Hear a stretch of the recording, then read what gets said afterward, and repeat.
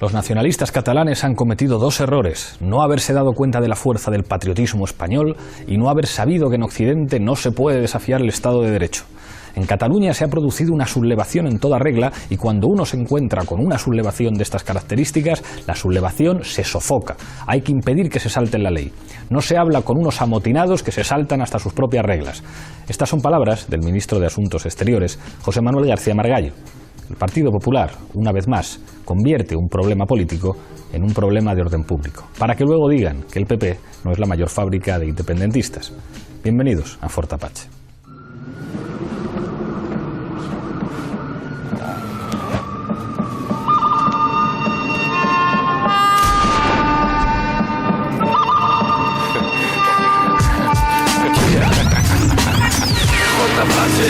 Fort Apache.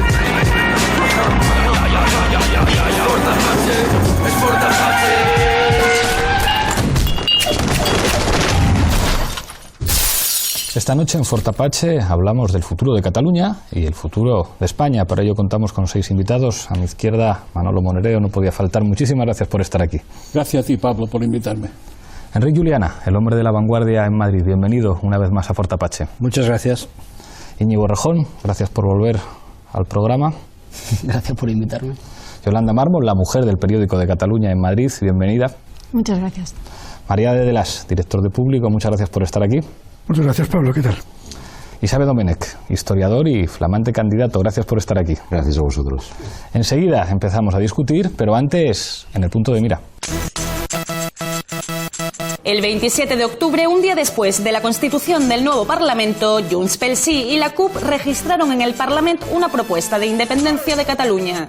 El texto va un paso más allá del aprobado en enero en 2013 y que abogaba por hacer efectivo el derecho a decidir. Ahora se habla de iniciar solemnemente el proceso de creación de Estado catalán independiente en forma de república. El acuerdo, sin embargo, no parece implicar que Junts pel Sí y la CUP estén más cerca de alcanzar un acuerdo sobre el futuro de la presidencia de la Generalitat. Por su parte, el gobierno de Rajoy ya tiene listo el recurso de inconstitucionalidad contra la resolución que presentará solo cuando se celebre el Pleno. Esta noche, en Fort Apache, hablamos de Cataluña. Empezamos, como siempre, en Fort Apache con la regla del minuto. Misma pregunta para los 6 invitados. Muchos analistas coinciden en señalar el 2007 como un momento clave para entender lo que está sucediendo ahora mismo en Cataluña y en España. ¿Hay algo que hace crack en 2007? Manolo. Yo creo que es un centro de condensación de muchos vectores históricos que saltan por los aires. Entre ellos, lo que salta por los aires es un contrato social y un pacto social, que era el pacto social seguramente más importante que había en la Constitución española, ¿no? Y que pone en crisis pues los derechos sociales, pone en crisis las relaciones del capital y el trabajo, etcétera. Y luego es natural y normal que eso también afecte al hecho territorial. Es decir, yo creo que ahí lo que se produce es lo que podemos llamar una coyuntura histórica que marca una fase. Es decir, y yo creo que la coyuntura histórica la marca el 2007 y esa marca toda la fase. Como es normal, tiene antecedentes anteriores, más o menos fuertes, más o menos débiles. Ahora bien, yo creo que es muy importante esa fecha porque es lo que unifica Cataluña también con el resto del Estado, que es lo que vamos a debatir aquí hoy, ¿no? Enrique. Para mí hay un momento, es difícil establecer las fechas, ¿no? Pero hay un momento, creo que muy importante en la evolución de lo que ha ido pasando en Cataluña. Lo situaría antes del 2007, que es en la primavera de 2003. En aquel momento se produce en Cataluña una fortísima coagulación del malestar respecto al gobierno Aznar y que alcanza una gran expresión y expresividad alrededor de las protestas contra la guerra de Irak, que fueron las mayores que se dieron en Europa, hasta el punto de que George Bush padre las llegó a citar en un discurso en Texas, ¿no? Dijo: las manifestaciones de Barcelona no nos harán cambiar de... Los manifestantes de Barcelona no eran especialistas en política internacional. Se manifestaban, o sea, en la pantalla de Irak se estaban proyectando malestar contra Aznar y la sensación de que alguna cosa del contrato social ya en aquel momento se estaba quebrando. Gracias, Enrique. Íñigo. Bueno, Yo creo que el encaje territorial y la construcción nacional o la construcción plurinacional ha sido siempre, digamos, un encaje incompleto, un encaje que nunca ha dejado de abrirse en todos los periodos de democratización de la historia de España, de auge de la discusión y del planteamiento de cómo vamos a vivir juntos. La cuestión territorial ha emergido siempre y en particular también la cuestión catalana. Ha sido un tema nunca del todo resuelto que en 1978 le da o el acuerdo de 1978 le da un encaje no cerrado del todo, digamos que es un término medio que no acaba de satisfacer a nadie, pero que funciona en la medida en que entra en un paz con muchas otras cuestiones, digamos con una parte de acuerdo social, con una parte de acuerdo político y que más o menos funciona. Creo que el catalanismo históricamente ha sido en España, o el catalanismo mayoritario ha sido un vector más bien pensado para modernizar España desde Cataluña. Es decir, no pensado como Cataluña para separarse de España, sino Cataluña como la vanguardia modernizadora de España, y en un momento dado muchos de esos sectores dicen esto no hay quien lo modernice, ha habido un repliegue centralista y conservador, es más fácil irse. Y creo que ese es un momento que hace crack y que hace que mucho catalanismo se haga independentismo. Yolanda. Yo creo que en los grandes cambios históricos, y tenemos un historiador aquí al lado, no hay un día, una hora, una fecha, sino que es la suma de muchísimas cosas. Y creo que sí que es cierto una cosa que se apuntaba, y es la actitud de Aznar durante su última legislatura. No nos olvidemos que Aznar ahí es cuando obtiene la mayoría absoluta, y yo creo que él habla con otra actitud a los catalanes. Y sí que sienta, sí que pone los primeros troncos de esa hoguera que se acaba incendiando. Luego, evidentemente, está lo del estatut. Y yo creo que también es muy importante, y no nos tenemos que olvidar, la crisis, porque a fin de cuentas la crisis acaba de avivar ese fuego que estaba empezando, pero creo que efectivamente empieza con Aznar, pero los otros elementos se tienen que tener en cuenta. Gracias, Yolanda. María. Yo creo que sí, que Yolanda tiene razón en eso de que no se puede, ahí no hay un momento, ¿no? Pero a mí yo lo que siempre me pregunto es cuándo empezó a crecer el independentismo. Los independentistas eran pocos, eran grupos pequeños, es decir, que históricamente existían, ya se sabía, y eran poquitos, y empiezan a crecer. Empiezan a crecer en un momento que yo creo que coincide bastante, no exactamente en el tiempo, pero coincide bastante con la crisis económica. En ausencia es cuando se empiezan a colocar banderas esteladas en los balcones. Y aparecen y se sustituye la señera por la bandera estelada. Y eso ocurre porque no hay un proyecto social alternativo y la gente empieza a imaginar, o cunde en el imaginario colectivo, que existe un estado de cosas que se llama independencia, en el cual todos viviremos mejor. Yo creo que me parece que es y aparte, con la crisis económica además, la burguesía catalana, gran parte de la burguesía catalana se siente expulsada del club de los ricos y entonces se hace independiente. Gracias, María. Xavi. Yo como historiador empezaría mucho antes, pero como tenemos poco tiempo, creo que es un minuto. Yo creo que hay un momento clave, entre los muchos momentos claves que puede haber, que es la segunda legislatura de Aznar. Recordemos que el primer Aznar es el Aznar que habla catalán en la intimidad, es el Aznar que se va con Arzallus y bueno, Arzallus es un gran amigo. El segundo régimen, o sea, la segunda legislatura de Aznar es una legislatura en la cual los vascos, los nacionalistas vascos, prácticamente son enemigos de la patria irreconciliables, y donde además Aznar hace una operación, o ese Partido Popular, que es convertir la identidad nacional española en una identidad que solo puede ser gestionada por un solo proyecto político y por un solo presidente. Y ahí creo que crea un cortocircuito que se refuerza cuando eso se corta y gana Zapatero. Genera muchas esperanzas, pero esas esperanzas acaban con la sentencia del estatut. Yo creo que esos momentos son claves para entender un poco la desafección política de ese momento. Gracias, Xavi. Ahí habéis apuntado diferentes elementos, pero hay uno que ha aparecido 3 veces. Aznar, Aznar, Aznar. Y hay, digamos, como 2 Aznar. El primer Aznar, que efectivamente habla catalán en la intimidad, que necesita apoyos para su investidura y que incluso es capaz de plantear un estilo que llama la atención y que incluso hubiera servido para modernizar a la derecha española. ¿En qué medida el Partido Popular, en esa frase que nosotros repetimos muchas veces de fábrica de independentistas, realmente se ha convertido, bueno, en la fuerza política con más responsabilidad en una situación de crisis que tenemos en estos momentos? Rajón. En la medida en que gobierna España, yo no le quiero quitar en modo alguno, digamos, autonomía política a la construcción y el crecimiento de la identidad nacional catalana y demás desde una voluntad de construir un Estado propio. Pero es verdad que hay una cierta correlación en este proceso histórico, pero también en procesos históricos en el pasado, hay una cierta correlación entre el fracaso de proyectos modernizadores españoles con que vaya cundiendo esa idea de que efectivamente es más fácil imaginar un país nuevo y la construcción de un Estado propio en Cataluña que el cambio de España.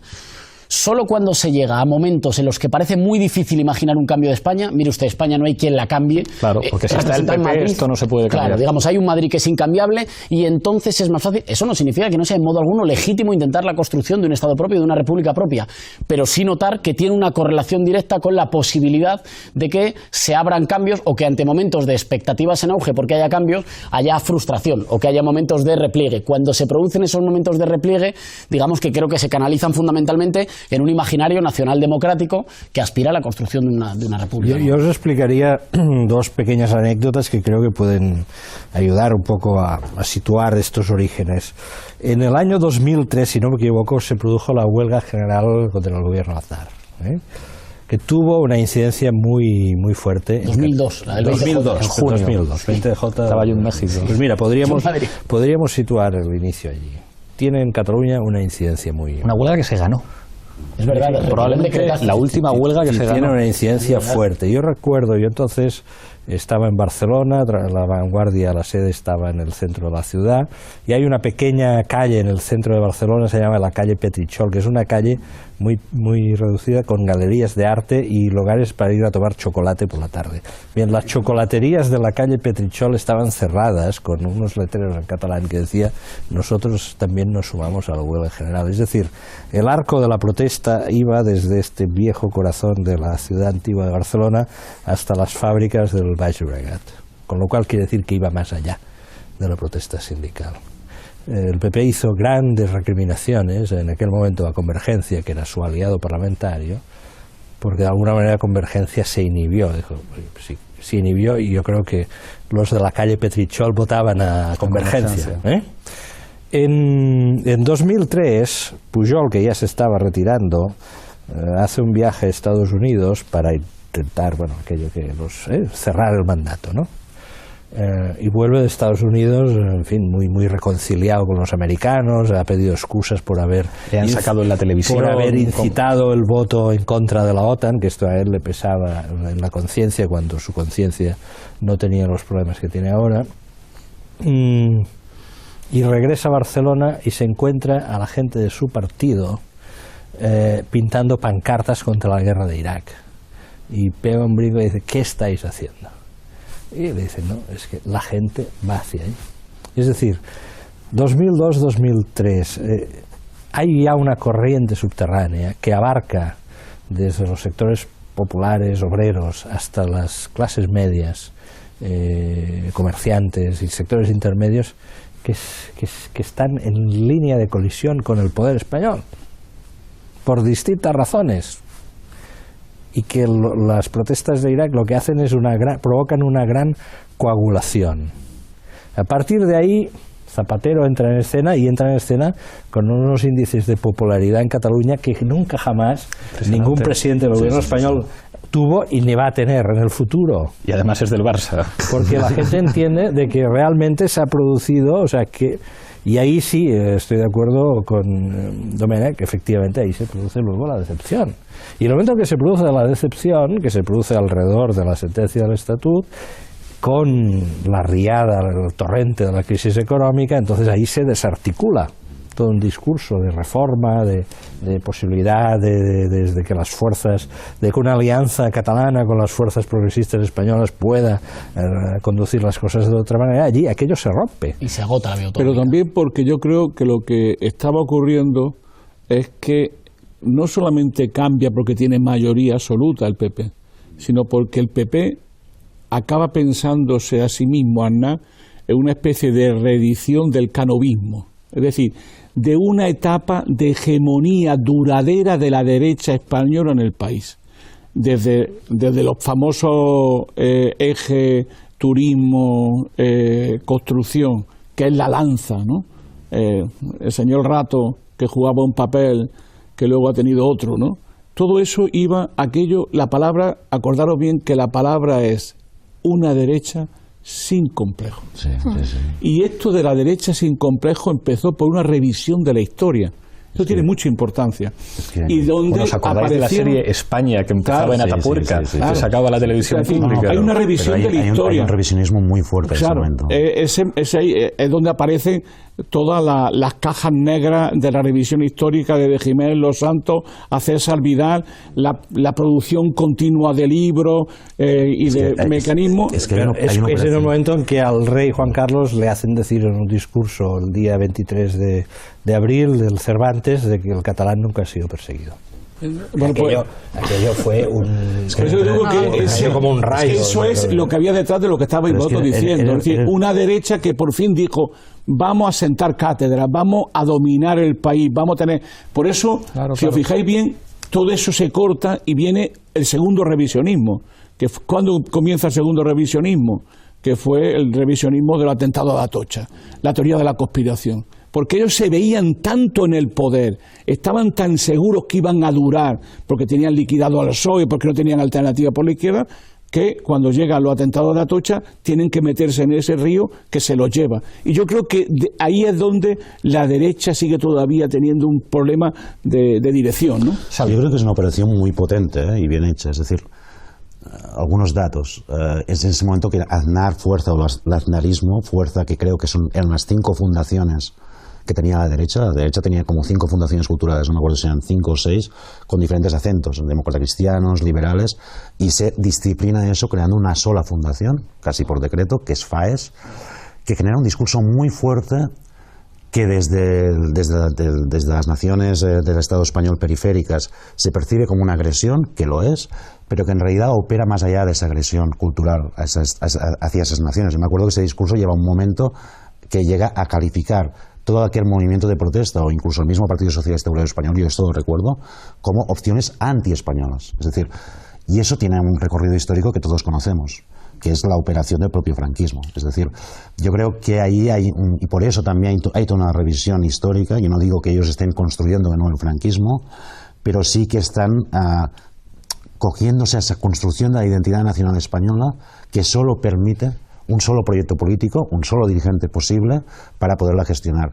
Y ese momento es clave, pero yo creo que hay más. O sea, también hay un elemento que yo creo que se debe ponerse encima de la mesa. Yo estoy de acuerdo, 2007, el tema de Zapatero, todo esto, pero yo creo que hay dos. Uno es, hay como mínimo 2 más para poner encima de la mesa. Uno es que eso crece porque hay unas razones históricas y porque hay unas razones también coyunturales de los últimos años, pero crece porque la gran crisis, la gestión de la crisis tal como lo hemos vivido, es una gestión antidemocrática, en la cual la gran reivindicación es una reivindicación de democracia y de soberanía, es decir, de recuperación de poder para el pueblo.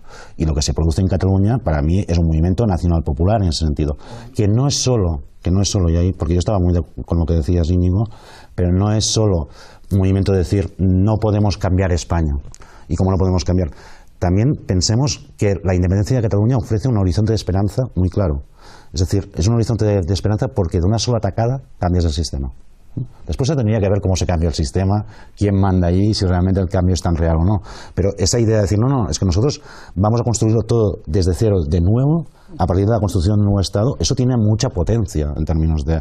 Lo que pasa es que una vez tiene mucha potencia en términos de horizonte de esperanza, habrá que ver la potencia que tiene para llegar a su consecución, que son cosas variantes. En tiempos de bonanza, digamos, podía ser Pujol el español del año y los discursos de la ABC, y los discursos de Pujol, cualquiera que se acuerde de los discursos de Año Nuevo, eran triunfalistas. Nunca hemos estado mejor que ahora. ¿Te puedo decir una cosa solo? Sí, claro. Y no solo en tiempos de bonanza. Yo recuerdo el diario del compañero de mesa, un artículo cuando gana el Partido Popular, y cuando Soraya hace ese discurso magnífico para Merkel de esto es solo el principio del principio, cuando empezaron los recortes fuertes, yo recuerdo un artículo, no de Juliana, pero recuerdo un artículo en La Vanguardia que decía de un destacado... Te agradezco la precisión. Un destacado opinador actual a favor del independentismo decía, ahora sí, el titular era, ahora sí que somos españoles. Es decir, no solo en tiempos de bonanza, en tiempos que no eran de bonanza había una cierta admiración hacia ese Partido Popular dispuesto a recortar media España. Lo que pasa es que en tiempos de mayor, que las cosas se ponen más crudas, el déficit fiscal, el agravio económico, la concepción radial de España, pues se vuelve más crudo, molesta más, hace más daño, es decir, que no exista.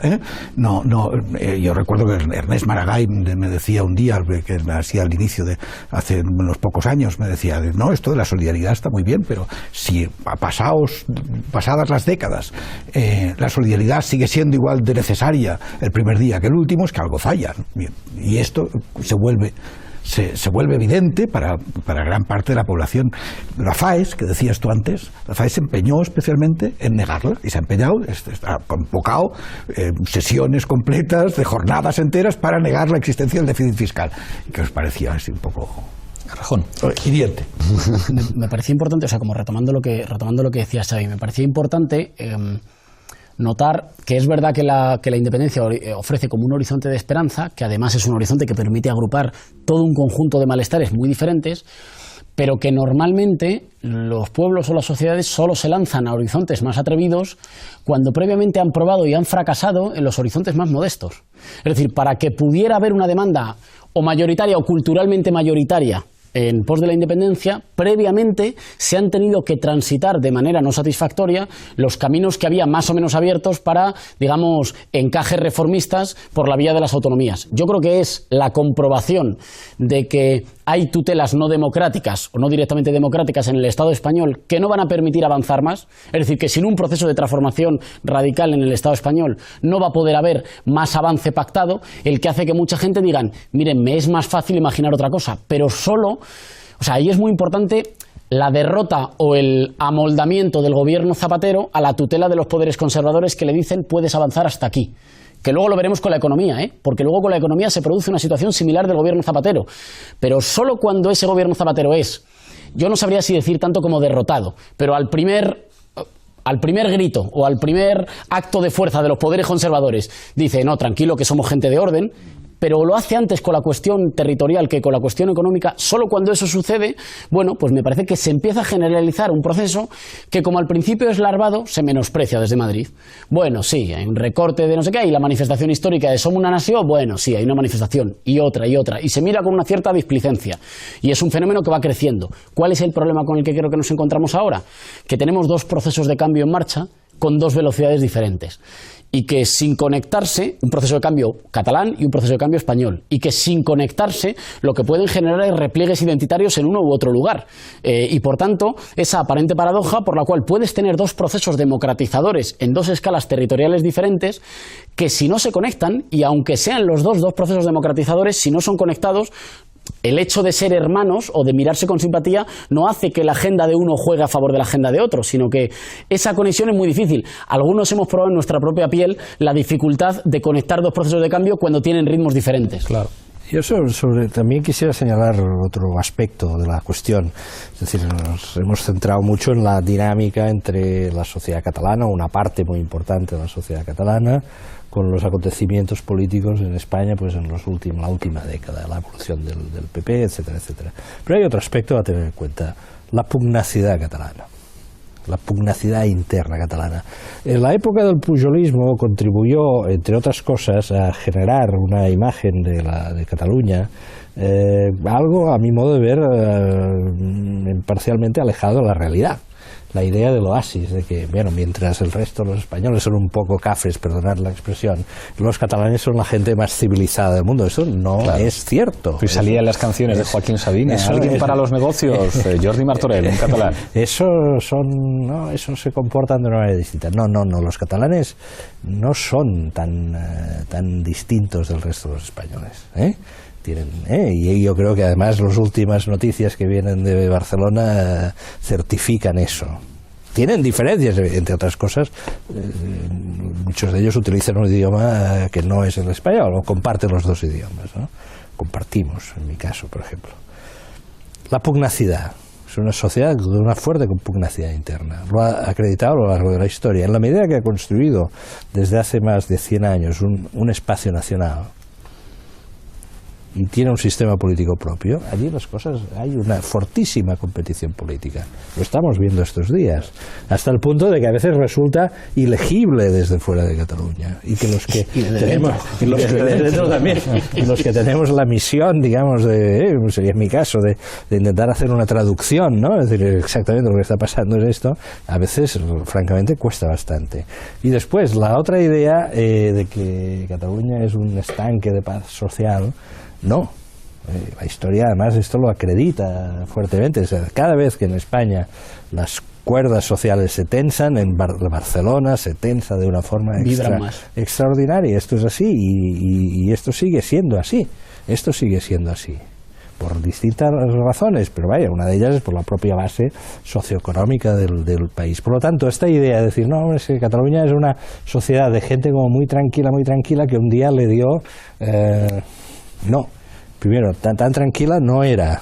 Hay muchas contradicciones internas, hay una fuerte competición política, hay una lucha por el poder interno muy elevada, porque el poder interno además tiene hechuras importantes. La autonomía de Cataluña no es una broma, ¿eh?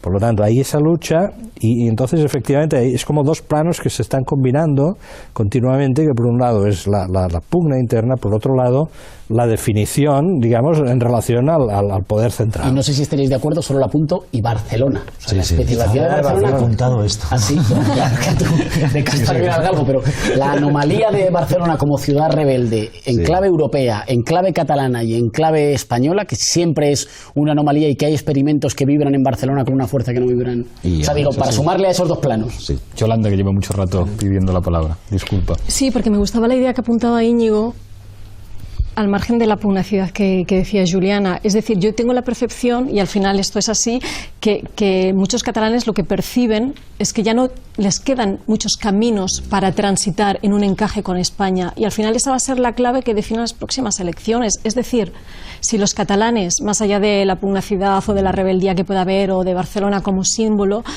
son capaces de comprender si realmente creen que hay otros caminos para recorrer, porque si al final el único horizonte, el único sueño pasa por esa independencia y por esa ruptura... O el no, claro, o la independencia, o el todo está prohibido. Claro, entonces yo creo que la clave al final va a ser esa, ¿no? Si se abren nuevos caminos en los que hay un nuevo encaje, donde ellos piensen que realmente se pueden transitar esos caminos o no, ¿no? Me dicen de realización que tenemos que pasar a vídeo. Volvemos con Manolo y con María y después con Xavi. 4 horas de programa. Adelante vídeo, por favor.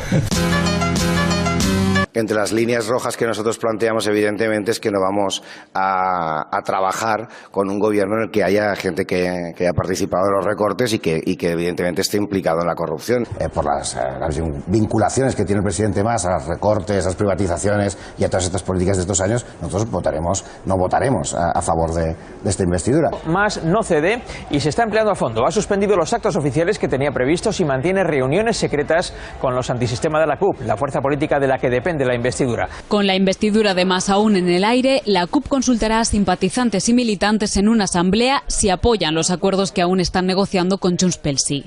La formación se niega a que determinados consellers, cuya gestión ha sido polémica, repitan en el cargo. Estic pensant en determinats consellers que per la seva pràctica en les conselleries de les quals s'han responsabilitzat s'han posat línies vermelles ells sols. De momento la CUP insiste en su propuesta de una presidencia coral. Quieren que el jefe del Ejecutivo no pueda convocar elecciones solo y que haya 2 vicepresidencias equiparables institucionalmente al presidente. No es usted, señor Mas. Usted es el pasado de Cataluña y nosotros queremos a alguien que represente el futuro.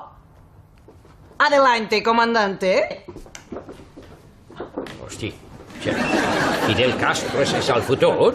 Declararé la República Independiente de Cataluña. Manolo. Sí, yo, para provocar un poco más el debate, ¿no? Yo creo que en Cataluña lo que se estaba forjando, por eso es muy importante el tema de la crisis social y económica del 2007, es una situación populista, ¿no? ¿En qué sentido, no? Porque aparecen 2 nostalgias en esa crisis, ¿no? La primera nostalgia típica de una crisis económica, a lo Polanyi, es la necesidad de protección. ¿Y quién te protege mejor que un Estado? O sea, es curioso de que esto desaparece del debate, ¿no? Es decir, no solo se reivindica una cultura, es un Estado protector, un Estado que intervenga, un Estado que desarrolle, que proteja a la gente. Primer dato. Y segundo, nostalgia de comunidad. Es decir, toda crisis, en un momento de desamparo y de inseguridad estructural, requiere comunidad. También en el resto del Estado aparece esa doble cosa. Pero plantea otro también. Entonces, ¿qué quiero decir con esto? Por eso, con estos dos lados, nostalgia de comunidad, nostalgia de Estado, es por qué es tan difícil, y ahí está la provocación, el encaje, ¿no? La tesis que yo plantearía es la siguiente, ¿no? El famoso encaje de Cataluña en España solamente es posible si hay una revolución democrática en España, si no, no habrá encaje. Y por tanto, lo digo, se puede versificar al revés. Exactamente, es decir, yo creo que el gran problema, lo que yo creo que los catalanes de bien no saben, no creo que sepan directamente, es que su crisis, la solución de su crisis, obliga a una determinada solución del problema de España y el problema de los españolitos y españolitas. Y yo creo que eso es lo que hay detrás de este debate, porque si no, no habrá encaje. Yo estoy convencido que si no, no habrá encaje. María Isabi. El tema ese del encaje, es decir, lo de la Revolución Democrática en España, me recuerdo, seguro que es verdad, pero lo que no sé es de dónde tiene que venir. El otro día, hablando con Jaume Asens, lo publiqué en público, decía que la ruptura, el golpe mortal, digamos, al régimen del 78 vendría de la periferia y no del centro, ¿no? Luego he visto que han abundado más sobre el tema, no sé, me parece, Y yo, a mí me da la sensación que el problema del encaje, yo encuentro a Juliana últimamente un poquito moderado, pero que hay una cosa que yo siempre me acuerdo de lo que dice él, que es que el problema está ahí. Y hay una cierta tendencia en España, el problema de Cataluña, que es el tema del encaje, está ahí. Y no dejando pasar el tiempo se va a solucionar, ni es una cosa que sea una fiebre pasajera y que luego...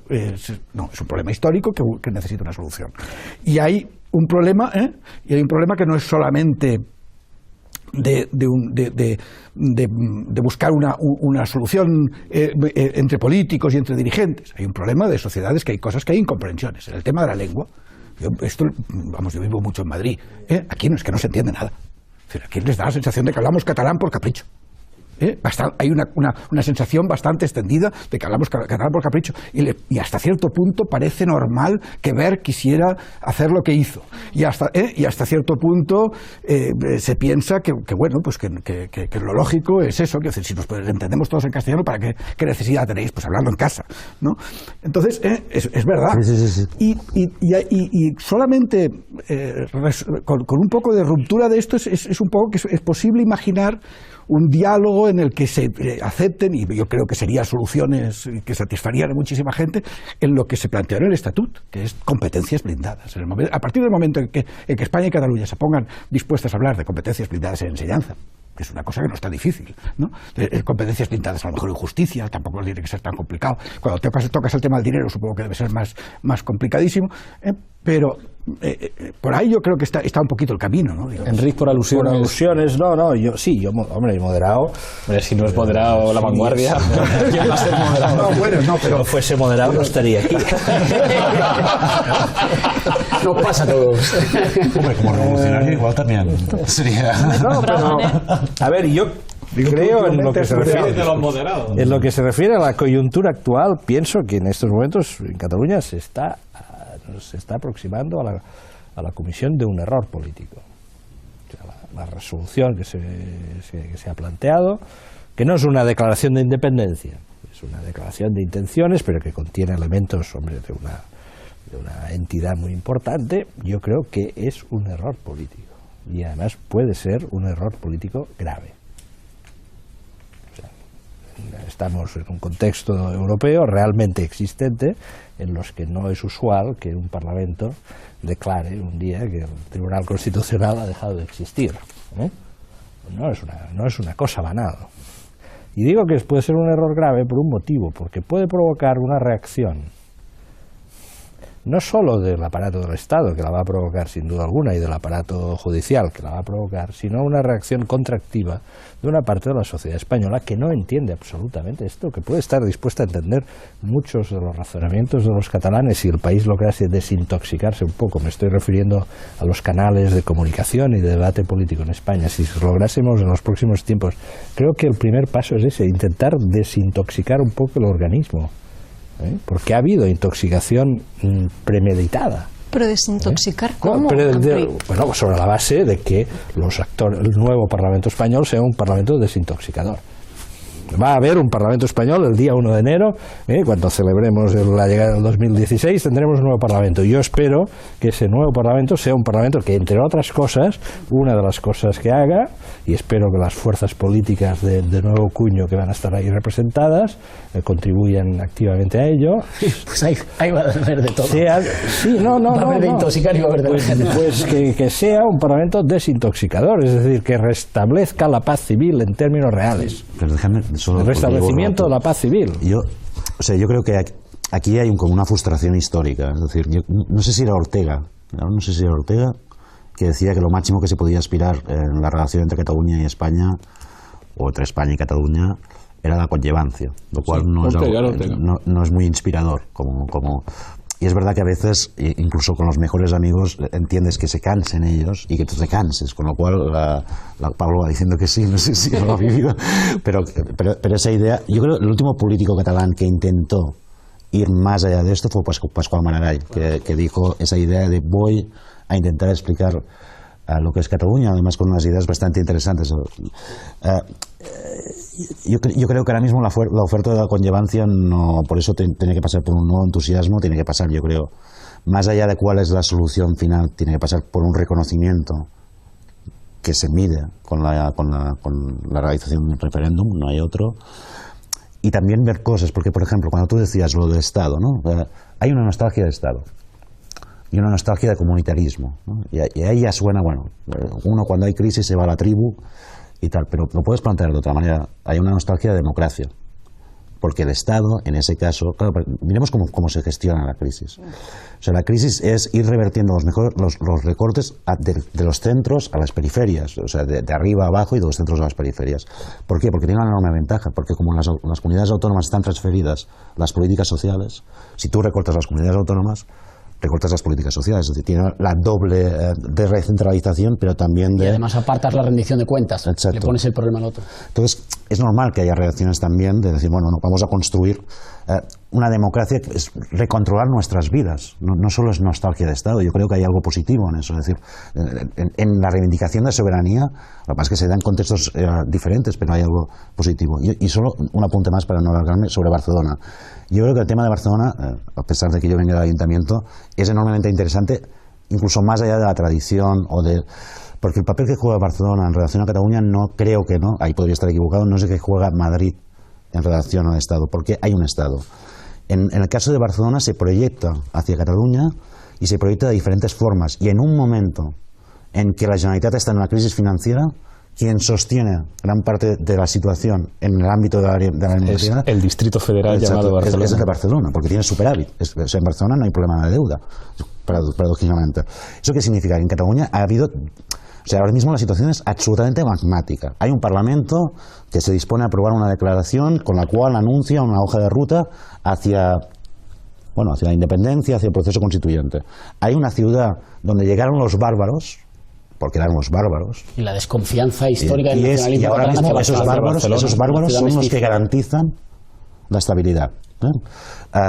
Por eso también digo, cuando tú decías, bueno, los catalanes igual no son conscientes, yo creo que los catalanes son conscientes de casi todo, que es muy complicado, porque si te duermes una semana y sabes, no te enteras de nada. O sea, ¿y qué quiere decir eso? Que yo creo que los catalanes apostarán por muchas cosas diversas, pero que claro, que evidentemente hay una reflexión que es verdad que dentro del proceso independentista no se ha hecho, o se ha hecho poco porque entraban cosas en contradicción, pero si todo pasa por una negociación con el Estado, incluso la independencia, o sea, incluso la independencia de Cataluña pasa por una negociación por el Estado, ¿cómo puede ser que no te plantees nunca la transformación de ese Estado. Claro. O sea, que niegues eso. Es un absurdo que se entienda en la lógica de cómo se construye el discurso.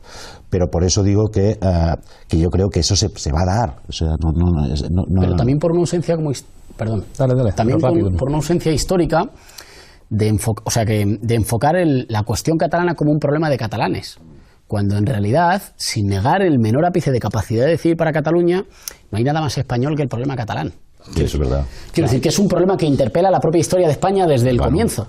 Y que le interpela por lo menos en dos sentidos. Uno, a la democratización del Estado español. ¿Cómo puede ser que sea un proyecto poco seductor como para que haya una parte muy sustancial que quiera irse y que además no encuentre ningún canal institucional que claramente, en mi opinión, tienen que pasar por el reconocimiento de Cataluña como nación y su derecho a decidir su futuro y por tanto que cualquier acuerdo tiene que partir del libre acuerdo? Pero también, y esto es la segunda parte que nos olvidamos, no es solo, claro, porque España son dos cosas. España es el nombre del Estado que es de paraguas de muchas naciones y es el nombre de una nación. Una nación no construida o a medio construir o hegemonizada por los sectores más conservadores y por tanto la cuestión catalana interpela también digamos, en Cataluña ha habido una construcción nacional popular democrática que ha permitido avanzar mucho en una reivindicación de mejores canales de participación y de autogobierno. Lo que pasa es que esa construcción está por hacer o está a medio camino por hacerse en la nación española, que también existe.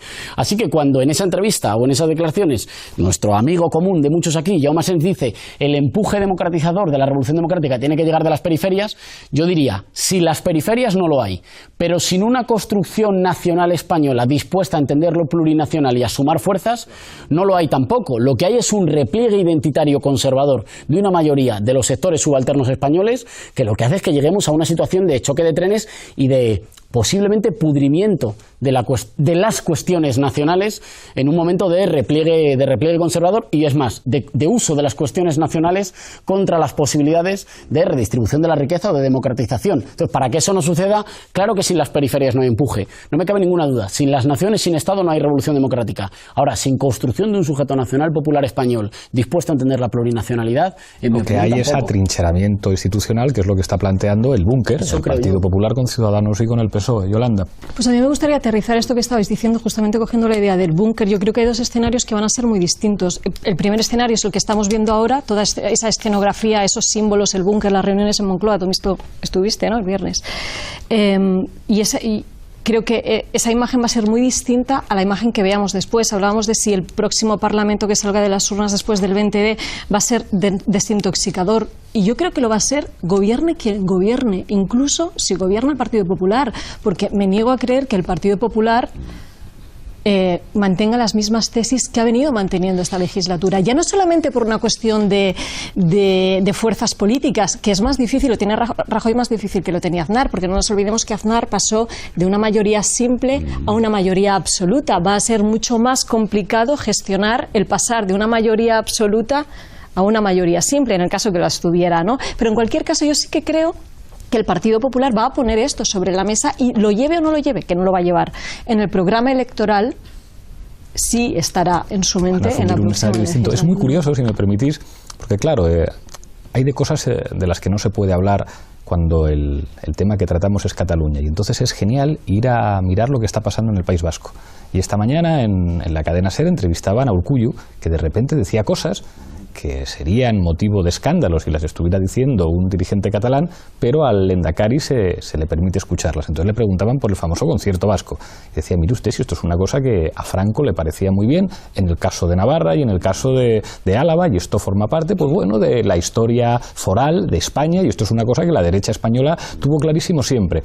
Claro, como es Urkullu, o sea, que de alguna manera, digamos, la centralidad de los debates en España ha virado respecto a esos años en los que la identidad del Partido Popular se construía frente a lo vasco, y cuando se construía lo que tú decías antes muy bien de la idea de la anti-España, de repente Urkullu lo que estaba poniendo encima de la mesa, mire usted, es que los vascos hemos sido españoles mucho tiempo, siendo nacionalistas vascos y teniendo un régimen especial que era algo perfectamente asumido por los sectores sociales de la derecha española, que eran vascos también, y que vamos, vete tú a decirle al PP en el País Vasco que qué opinan del concierto, que él decía, mire usted, es que aquí solamente UPyD está en contra del concierto vasco. Entonces, claro, es evidente que que el encaje institucional y constitucional de la cuestión catalana tendrá que aparecer en algún momento. Es decir, lo que se estaba discutiendo en 1978, en un momento pues, mucho más difícil que ahora, es decir, con un ejército completamente distinto, con unas instituciones